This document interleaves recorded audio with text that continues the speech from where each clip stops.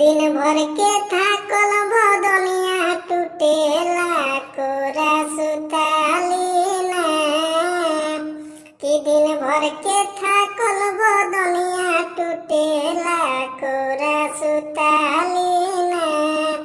तई राजा गरमी से छूटे पसीना तनी बेना डोला दीना कि राजा गरमी से छूटे पसीना तनी बेना डोला दीना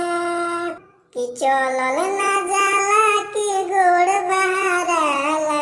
गोदी उठा लीना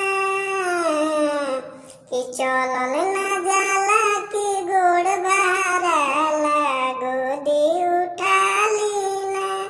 तई राजा गरमी से छूटे पसीना तनी बेना डोला दीना कि राजा गरमी से छूटे पसीना तनी बेना